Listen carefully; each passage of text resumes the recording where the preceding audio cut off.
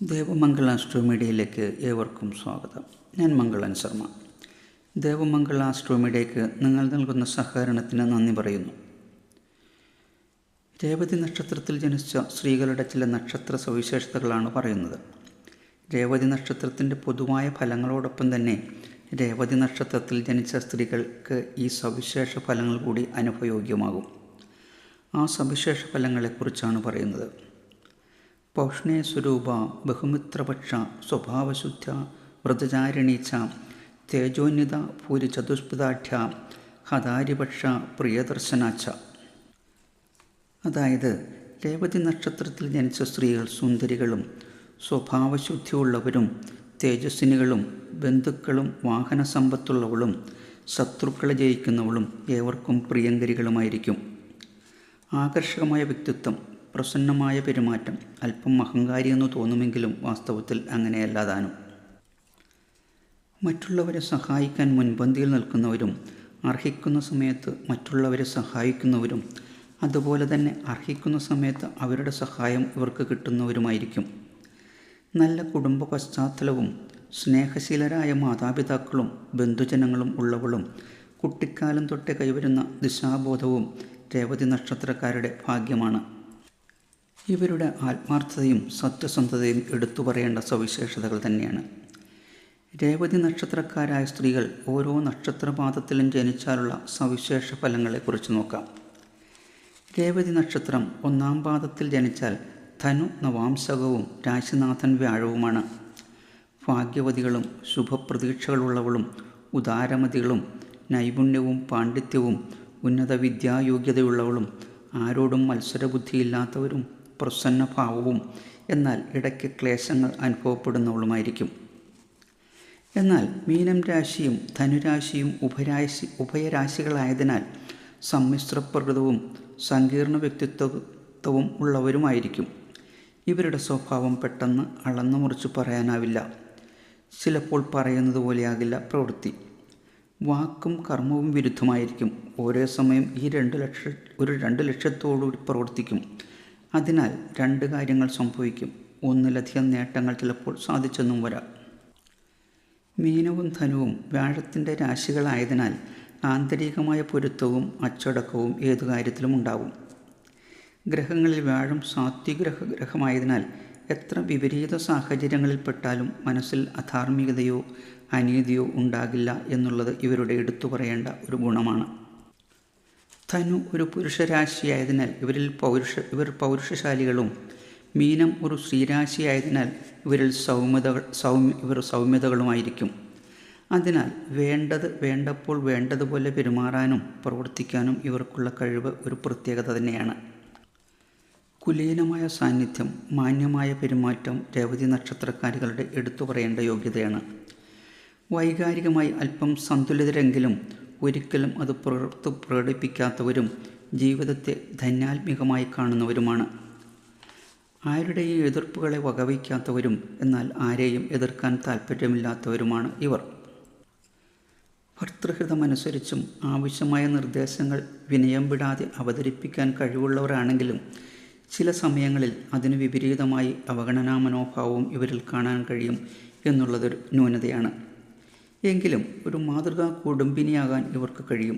കുടുംബജീവിതം ഇവരുടെ കൈകളിൽ സുഭദ്രമായിരിക്കും. അതിനു പ്രചോദനവും പ്രധാന കാരണവും ഇവരുടെ ജീവിത പങ്കാളിയുടെ ഹൃദയവിശാലതയും സ്നേഹമനോഭാവവും ക്ഷമാശീലവുമായിരിക്കും എന്നുള്ളതാണ്. സ്വന്തം പരിധികളെക്കുറിച്ചും പരിമിതികളെക്കുറിച്ചും വേണ്ടത്ര ധാരണയില്ലാത്തവരാണിവർ. അതിനാൽ വേണ്ടുന്നതും വേണ്ടാത്തതുമായ ഉത്തരവാദിത്തങ്ങൾ തലയിൽ വലിച്ചു വയ്ക്കും. അക്കാരണത്താൽ പല പ്രതിബന്ധങ്ങളെയും അഭിമുഖീകരിക്കേണ്ടതായും വരും. രേവതി നക്ഷത്രം 2-ാം പാദത്തിൽ ജനനമായാൽ മകരം നവാംശകവും ശനി രാശിനാഥനുമായിരിക്കും. അപ്പോൾ ജന്മരാശിയായ മീനം രാശിയുടെയും നവാംശക രാശിയായ മകരം രാശിയുടെയും പ്രത്യേകതകൾ രേവതി 2-ാം പാദത്തിൽ ജനിച്ചവരിൽ കാണാൻ കഴിയും. അതുപോലെ തന്നെ ഈ രാശികളുടെ അധിപന്മാരായ വ്യാഴം, ശനി എന്നീ ഗ്രഹങ്ങളുടെ സവിശേഷതകളും രേവതി 2-ാം പാദക്കാരിൽ കാണാൻ കഴിയും. ആകർഷകമായ ദേഹകാന്തി, മൃദുവാർന്ന ശീലം, ഉറച്ച മനസ്സ്, ആഗ്രഹങ്ങൾ നേടിയെടുക്കാനുള്ള ലക്ഷ്യബോധം എപ്പോഴും ജയിച്ചു കയറാനുള്ള കഴിവ്, ജീവിതത്തെ സമദൃഷ്ടിയോടെ നോക്കിക്കാണാനും പ്രായോഗിക ബുദ്ധിയും സംഘടനാപരമായ കഴിവും കൂടുതലായിരിക്കും. എന്നാൽ മീനം ഒരു ഉഭയരാശി കൂടിയായതിനാൽ രണ്ടാം പാദത്തിൽ ജനിച്ചവർക്ക് രണ്ടു മനസ്സും രണ്ടു ചിന്തകളും എപ്പോഴും ഉണ്ടാകും. ഏകാഗ്രമായി ഒരു കാര്യം ചെയ്തു തീർക്കുക എന്നത് മിക്കവാറും ഇവരെ സംബന്ധിച്ചിടത്തോളം വലിയ ദുഷ്കരമാണ്. എന്നാൽ ആരോടും അറിഞ്ഞു പെരുമാറുന്നവളും ധനധാന്യ സമൃദ്ധിയുള്ളവയും വ്യയം ചെയ്യുന്നവളും വാക്സാമർഥ്യമുള്ളവളുമായിരിക്കും. രേവതി നക്ഷത്രം 3-ാം പാദത്തിൽ ജനിച്ചാൽ നവാംശകം വരിക കുംഭൻ രാശിയിലും, അപ്പോൾ ജന്മരാശിയായ മീനൻ രാശിയുടെ നവാംശക രാശിയായ കുംഭൻ രാശിയുടെയും സവിശേഷതകൾ രേവതി 3-ാം പാദത്തിൽ ജനിച്ചവരിൽ കാണാൻ കഴിയും. മീനം ഉഭയരാശിയും കുംഭം സ്ഥിരരാശിയുമായതിനാൽ രേവതി നാളിൻ്റെ 1, 2, 4 പാദത്തേക്കാൾ സ്ഥിരപ്രകൃതികളായിരിക്കും 3-ാം പാദക്കാരായ രേവതി നക്ഷത്രക്കാർ. എടുക്കുന്ന തീരുമാനങ്ങളിൽ ഉറച്ചു നിൽക്കാനും വരും വരായികകളെക്കുറിച്ച് കൂസലില്ലാതെ നേരിടുവാനും ഇവർക്ക് കഴിയും. എന്നാൽ പലപ്പോഴും സ്വന്തം ഉറച്ച നിലപാടുകൾ മൂലം ദുരിതങ്ങളും കഷ്ടനഷ്ടങ്ങളും ഏറ്റെടുക്കേണ്ട സ്ഥിതിയും ഉണ്ടായേക്കാം. ഭൗതികവാദിയായും ചിലപ്പോൾ സാമൂഹ്യ ബാഹ്യമായി ചിന്തിക്കുന്നവളായും ഇരിക്കും. അതിനാൽ കാമ്പും കഴമ്പും കാതലും ഉള്ള എന്തെങ്കിലും കാര്യത്തിനു വേണ്ടിയാവും രേവതി 3-ാം പാദക്കാരുടെ വീരശൗരാദികൾ എന്ന് പറയാനും കഴിയില്ല. ഇവർ അഭിമാനികളും വാക്സാമർഥ്യമുള്ളവരും നല്ല ശരീരബലമുള്ളവരും ആയിരിക്കും.